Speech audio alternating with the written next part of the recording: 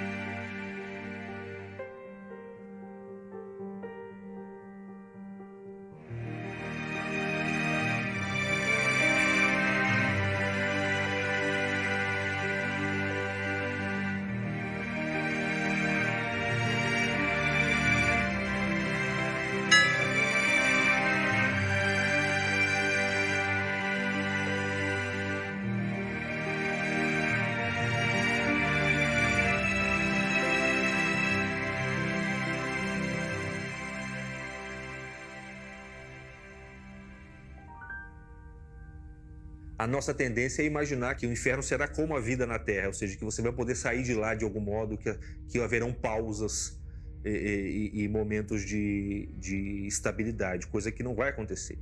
Então, é um remorso terrível, é uma ira terrível, é uma culpa terrível, é uma raiva imensa. E é um perfeito conhecimento de que você nunca mais vai sair de lá e de que você está lá por culpa inteiramente sua, responsabilidade inteiramente sua, a tal ponto de você vai saber que você está lá porque você escolheu.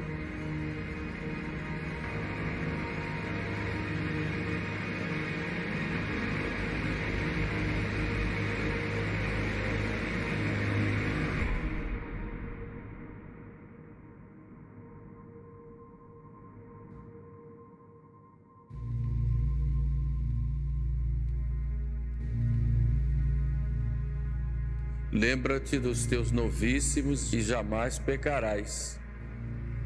Os novíssimos são 4, né? Morte, juízo, inferno e paraíso. Novíssimos são as últimas coisas que vão acontecer ao ser humano. A lembrança dos novíssimos deve nos chamar a atenção para as escolhas. Vou fazer o que é bom, porque se eu fizer o que é mal, eu vou ter um castigo. Antes de ter sido abandonado por Deus, foi o próprio Adão quem, ao pecar, abandonou Deus. A primeira morte da alma foi ter se afastado de Deus. Sobre o fruto proibido, Deus disse: no dia em que dele comerdes, é de morte que haveis de morrer. Como se tivesse dito: no dia em que me abandonardes por desobediência, eu vos abandonarei por justiça.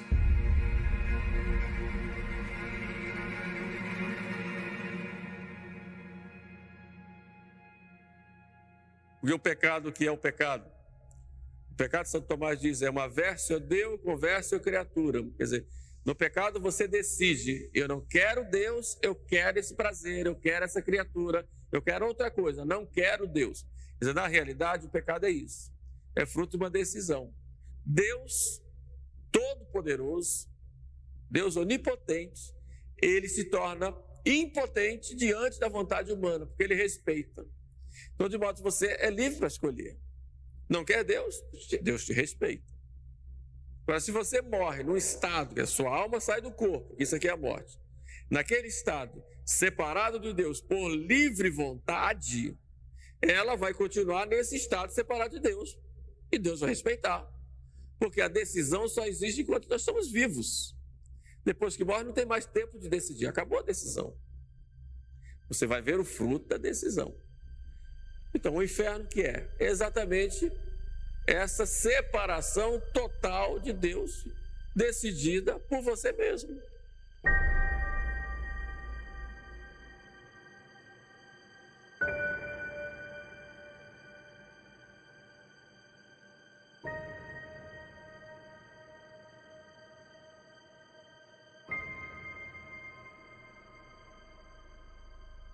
A própria Escritura coloca como uma das penas do inferno o verme roedor, como se tivesse um verme ali, como quando um cadáver é exposto, o verme está ali se alimentando daquela podridão.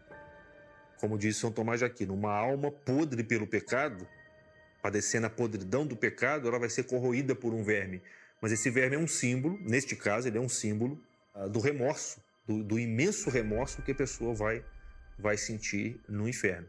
O que não quer dizer que não existam elementos materiais e físicos no inferno.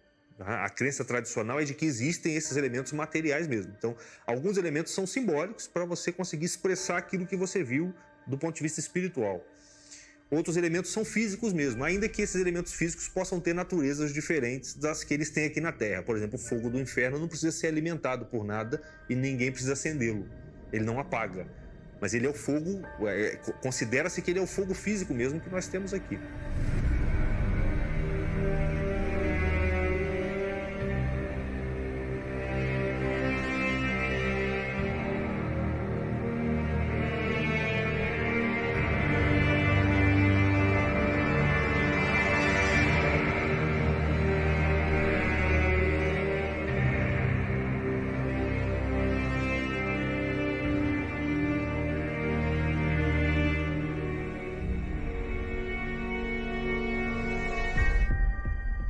Havia muito tempo que o Senhor me fazia muitas graças já referidas e outras ainda maiores.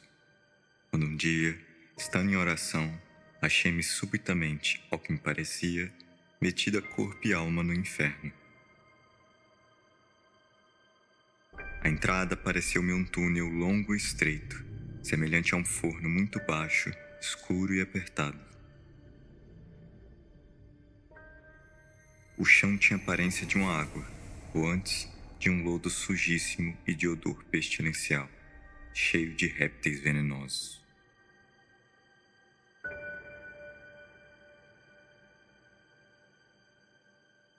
No fundo, havia uma concavidade aberta numa parede, como um armário, onde me vi encerrada de maneira muito apertada.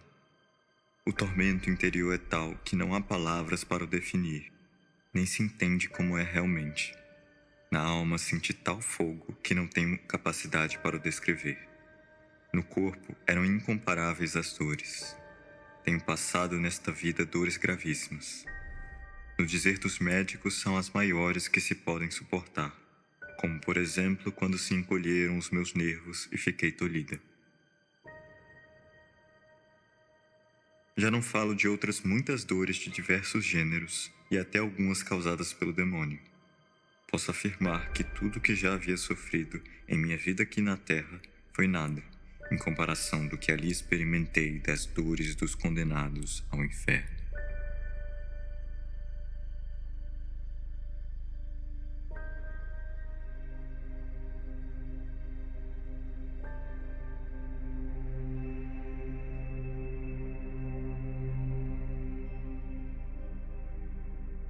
Os registros mais antigos da existência do inferno e que, de algum modo, atestam que a humanidade sempre acreditou no inferno são as escrituras sagradas. Seja as nossas escrituras sagradas, sejam as escrituras dos povos pagãos e até mesmo as tradições orais.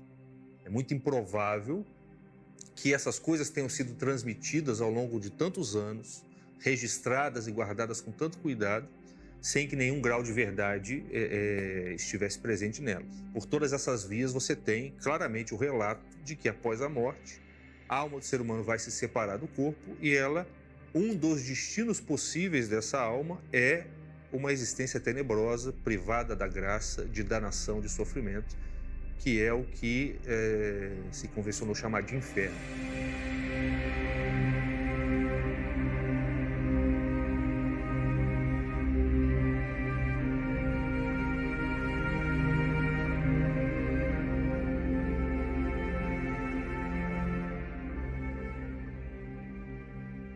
Os gregos, a gente vê lá, na mitologia grega, eles falam do Hades. O Hades é um lugar inferior, para onde vão as pessoas que morrem. Porque, na verdade, inferno vem de ínferos, significa lugares inferiores. Isso no Antigo Testamento, por exemplo, os judeus falavam do Sheol. Sheol é esse lugar inferior para onde iam as almas, algumas recebendo o castigo, outras recebendo aquela, não digo glória, porque ninguém poderia entrar no céu ainda, era o chamado limbo dos patriarcas que esperavam a redenção antes de entrarem na glória. Era essa a ideia que se tinha no tempo do Antigo Testamento. Além desses registros que nos chegam pelas Sagradas Escrituras, registros que exigem de nós uma certa confiança, um certo ato de fé, existem também os registros encontrados pelas pesquisas arqueológicas, por exemplo.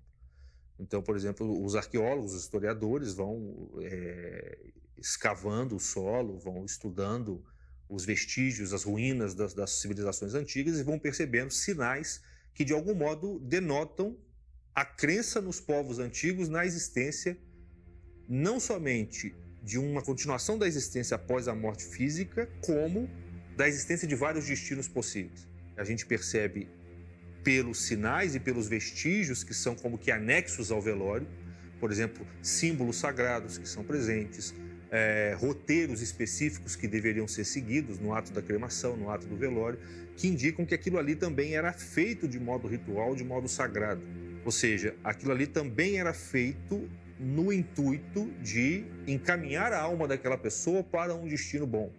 O que é um sinal de que, se não fosse feito da maneira correta, ela poderia ser encaminhada para um destino ruim. Tudo isso indica também que os povos antigos acreditavam na existência do inferno. Essa história de inferno não foi inventada pela Igreja Católica, isso aí esteve presente em todos os povos.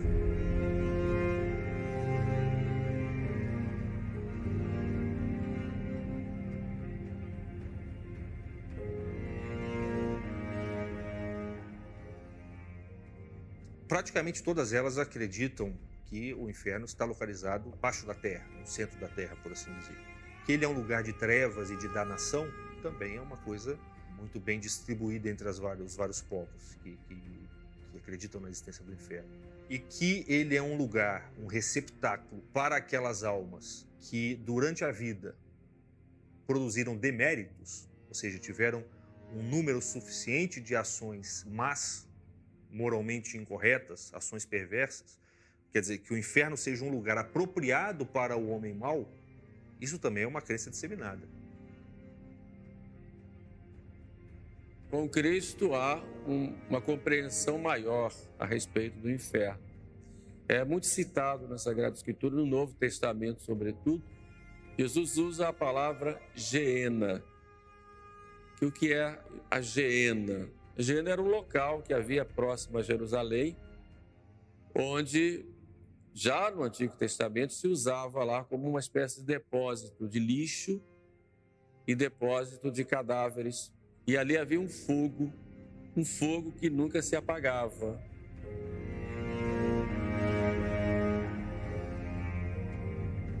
Naquele lugar havia, no Antigo Testamento, sacrifícios a Moloque, que é um demônio, né? Muitas vezes os pais ofereciam os próprios filhos a Moloque. O rei Ezequias, ele acaba com esses sacrifícios a Moloque, mata todos os sacerdotes de Moloque e transforma aquele lugar no lugar do depósito, no lixo de Jerusalém. Se a tua mão te escandaliza, arranca, melhor entrares na vida eterna com uma mão do que com as duas serem jogados no fogo da Geena.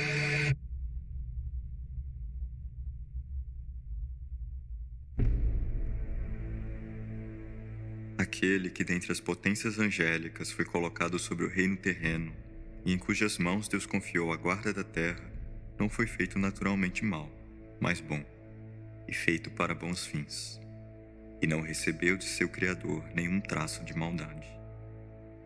Mas ele não manteve o brilho e a honra que o Criador havia lhe concedido, e de sua livre escolha foi mudado, do que estava em harmonia, para o que estava em desacordo com sua natureza, e se levantou contra Deus que o criou, determinado a se rebelar contra ele.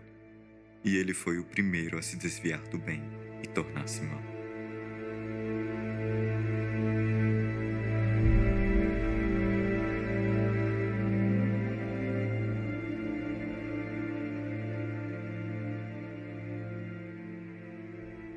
Primeiro, nós temos que entender a grandeza de Deus como um ser que respeita a liberdade.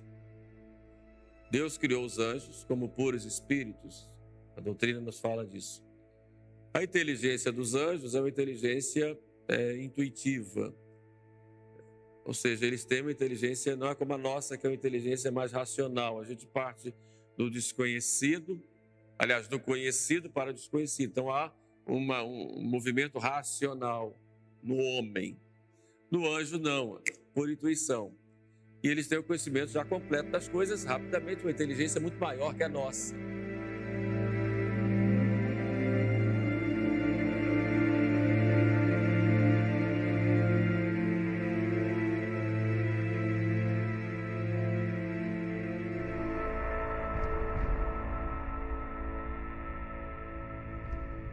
Deus é maior do que qualquer criatura e maior infinitamente. Essa disparidade, ela, num certo sentido, ela é infinita. Então, aqueles seres cuja finalidade última é a visão de Deus, como o homem e o anjo, não podem atingir a sua finalidade última somente em virtude da sua natureza. Eles só atingem a sua finalidade última em virtude de um dom que eles recebem de um outro. E qual é esse outro? Qual é o único outro que pode dar para o homem o dom de ver Deus tal como Ele é? Só é o próprio Deus.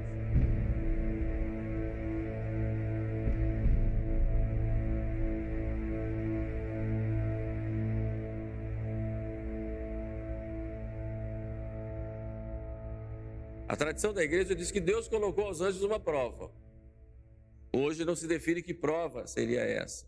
Alguns teólogos dizem que a prova seria Deus ter mostrado o plano da criação do mundo e chamado os anjos para colaborarem nesse plano em que haveria a encarnação do seu filho. Mas são só elucubrações de teólogos. Poderia ser. O fato é que Deus colocou uma prova aos anjos. E os anjos tinham que livremente decidir: atende ou não atende a Deus? Então um dos anjos, que era o mais belo, Lúcifer, se revolta contra Deus e diz: não serve-am, ou seja, eu não servirei, não vou obedecer. É claro que Lúcifer, na sua inteligência, sabia exatamente que Deus é Deus e ele é anjo. É claro. O problema é que o orgulho dele fez com que eu vou ser autossuficiente. Eu me basto a mim mesmo. O pecado do anjo foi exatamente esse, que é o pecado também de todo ser humano. Eu me basto a mim mesmo. Não preciso de Deus. Então esse bastar-se a si mesmo foi uma revolta contra Deus. E Deus respeita a liberdade. Ele respeita a liberdade. Então por isso ele foi expulso do céu.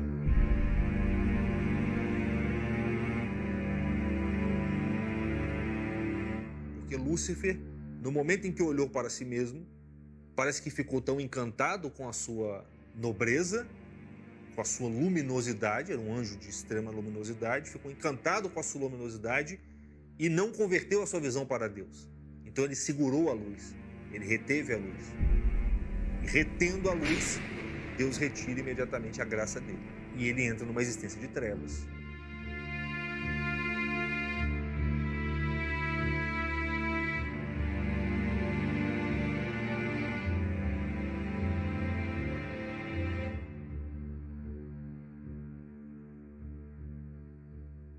Então nós vemos, por exemplo, falar no livro do Apocalipse, fala dessa batalha de Miguel contra o dragão. E há essa batalha e o dragão é expulso do céu. Depois chama de a antiga serpente, Satanás, que é expulso do céu e arrasta a terça parte das estrelas do céu. Essas terça parte das estrelas, essas estrelas aí são os anjos, que são expulsos do céu, arrastados pela cauda, digamos assim, do dragão. Ou seja, Lúcifer é expulso e com Lúcifer a terça parte dos anjos se revoltam também contra Deus. São os anjos maus ou demônios, como nós conhecemos. Privados da graça e movidos pela soberba, pela inveja do homem, eles vão utilizar da sua própria natureza, ou seja, do poder que eles têm sobre a matéria, sobre a realidade, sobre as criaturas, para privar o homem e criar a queda do homem. E foi isso que que o demônio fez no acontecimento relatado pela queda de Adão no paraíso. Quando o anjo ali fala por meio da serpente e oferece ao homem a oportunidade de realizar aquilo que o anjo tinha realizado, que o próprio demônio tinha realizado.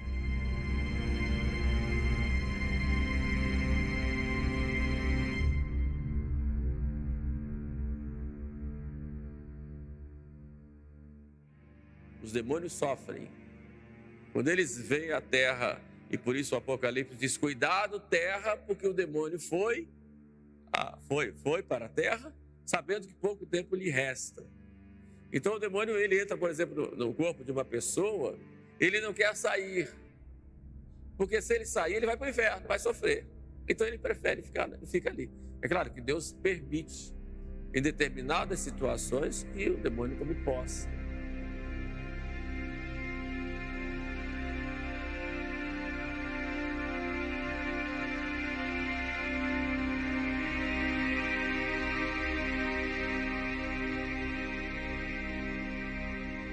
O demônio também fica, como São Paulo fala, os espíritos malignos espalhados pelos ares. Exatamente espalhados pelos ares, tentando os homens. São Pedro já fala, sede sóbrios e vigiai, porque o vosso adversário, o demônio, anda como um leão ao redor de vós, querendo devorar.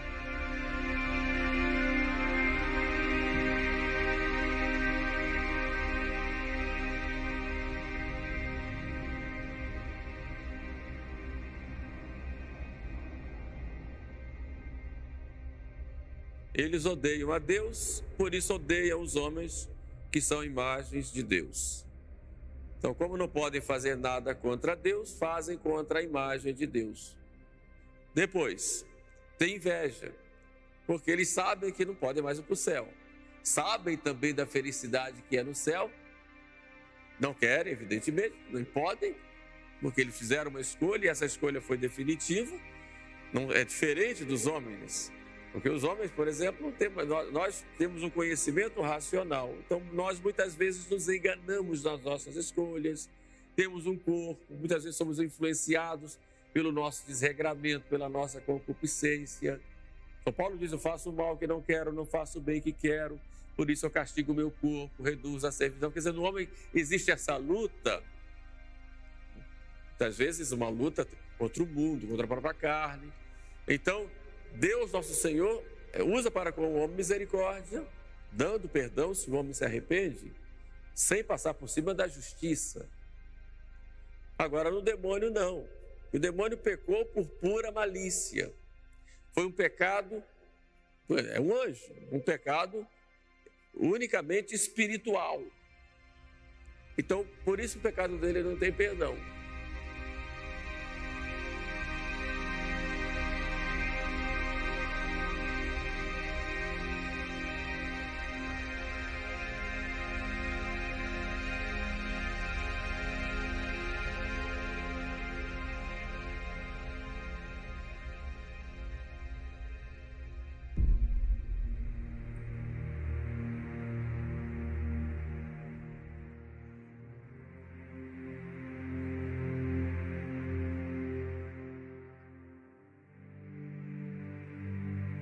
Hoje, conduzida por um anjo, fui levada às profundezas do inferno. É um lugar de grande castigo, e como é grande sua extensão. Existem tormentos especiais para as almas, os tormentos dos sentidos. Cada alma é atormentada com o que pecou, de maneira horrível e indescritível.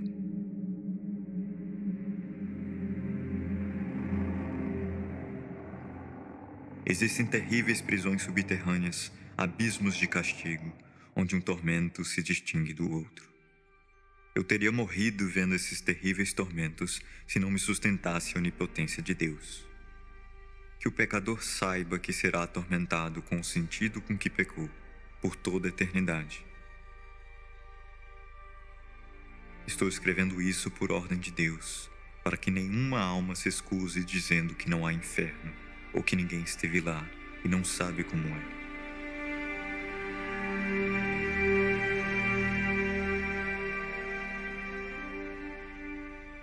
Eu, irmã Faustina, por ordem de Deus, estive nos abismos do inferno para falar às almas e testemunhar que o inferno existe. Sobre isso não posso falar agora. Tenho ordem de Deus para deixar isso por escrito. Os demônios tinham um grande ódio contra mim, mas, por ordem de Deus, tinham que me obedecer.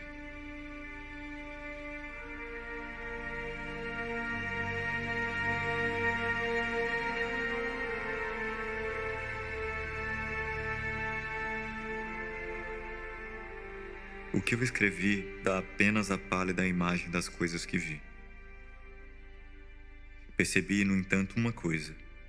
O maior número das almas que lá estão é justamente daqueles que não acreditavam que o inferno existisse. Só diz que não existe inferno quem não quer que ele exista. Porque dizer que não existe o inferno não é um ato da inteligência, é um ato da vontade. Eu não quero que exista. Quer dizer, ele coloca uma espécie de nuvem na sua própria consciência para ser uma espécie de anestésico e ele poder fazer o que ele quer.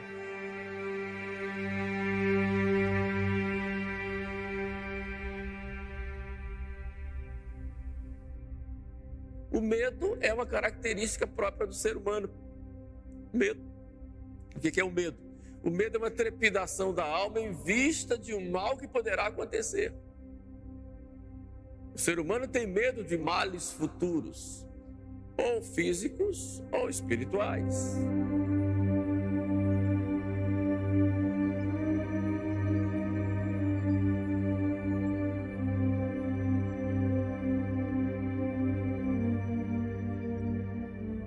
Essa vida vai acabar. Bom, eu quero negar que vai existir alguma coisa depois. É muito fácil dizer que não vai existir algo depois, porque assim eu fico mais tranquilo para fazer o que eu quiser. Mas o medo dele vai sempre existir. Sobretudo o medo da morte. Por que você tem medo da morte? É natural. Para o cristão, morte é passagem para outra vida. Por quê? Porque o cristão, vivendo da fé, ele contempla do outro lado dessa porta que se chama morte, contempla uma outra vida, uma vida eterna. Faz parte da própria natureza humana esse cuidado com alguma coisa que vai acontecer depois. Quando ele nega, porque ele quer que não exista. Então é mais simples, porque vai justificar todos os seus erros. Mas na hora mesmo da morte, aquele que nega se assusta.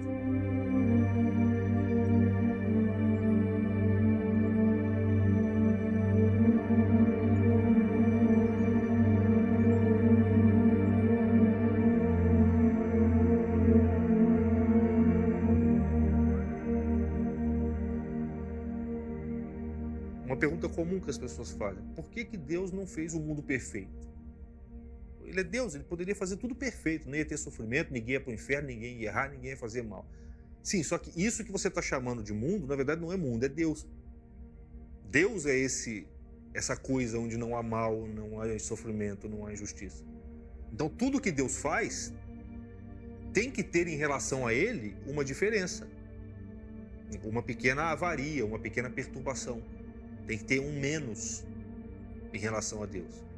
É por esse menos que começa a entrar sofrimento, maldade, erro, ignorância, em várias escalas. É aí que a gente tem as histórias da queda do anjo e da queda de Adão.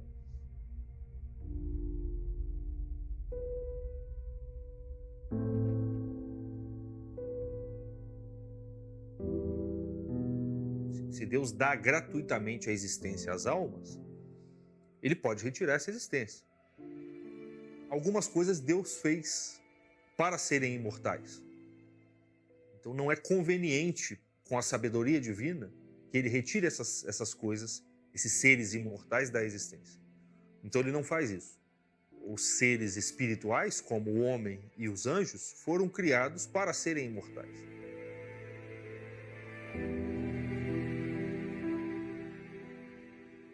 Então é a mesma coisa se você perguntar por que Deus não resolve esse problema e tira todas as almas do inferno. Mas espera aí, Deus criou essas almas livres. Ele quis criar seres tão semelhantes a Ele que eles fossem livres e que eles tivessem a posse do seu destino. Ele quis que o destino dessas criaturas não fosse determinado de forma mecânica, por assim dizer, instintiva, mas que eles participassem na construção do seu próprio destino. Então, o inferno se segue necessariamente a esse tipo de criatura, a esse tipo de natureza. Se Deus faz isso e depois desfaz as consequências disso, ele de algum modo está contrariando a sua própria sabedoria, contrariando a sua própria justiça. Isso aí não é Deus, isso aí é você querendo fugir do inferno, no final das contas.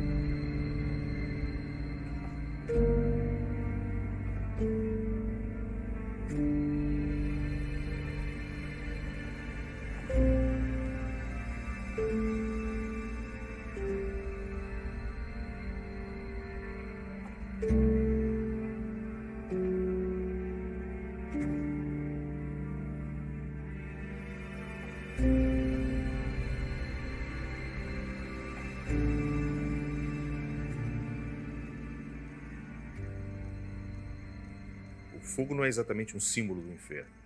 Ele é um elemento constitutivo do inferno. Quer dizer, de algum modo esse fogo, o fogo do inferno é real, é físico.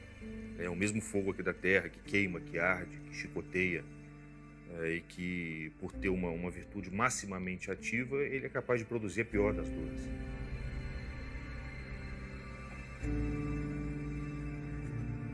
A dor é uma sensação completamente avessa à natureza humana. Ela é a própria sensação da corrupção do seu ser. E a dor do fogo, o fogo talvez seja o elemento natural que mais, no qual a dor seja mais evidente, né? Você sentir os seus membros se desfazendo pela ação do fogo, se separando, porque o que o fogo produz é isso, é uma separação das suas partes. O fogo separa as partes.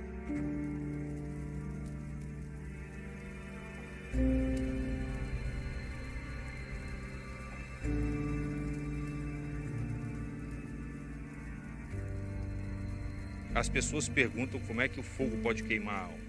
De fato, ele não pode queimar a alma, o fogo só pode queimar outro corpo.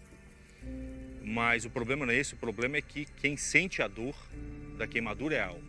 Uma pedra, se você joga ela no fogo, ela é queimada, mas ela não sente a dor.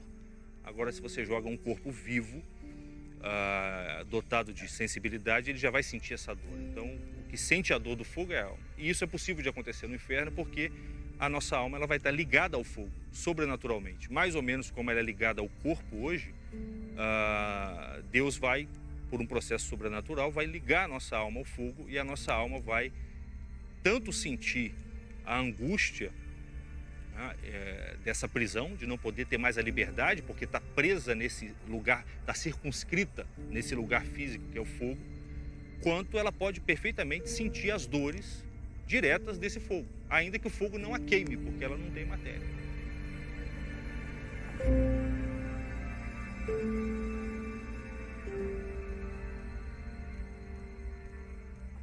Uma boa maneira, um bom exercício espiritual é você meditar na dor que você sente quando você queima uma parte do seu corpo.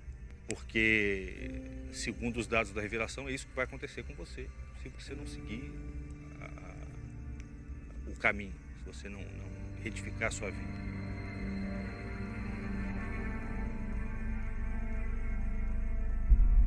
Mas a pior dor dos condenados ao inferno não é o fogo, nem o verme da consciência, nem o mau cheiro, nem a escuridão sufocante. A pior dor dos condenados deriva da consciência de estarem condenados a jamais terem a visão de Deus. Embora isso possa não fazer sentido agora, quando o corpo for retirado da alma como uma roupa inútil, essas almas terão consciência claríssima do que elas buscaram a vida toda. E o que elas buscaram a vida toda, ainda que nos lugares errados, era a perfeição, a beatitude, Deus.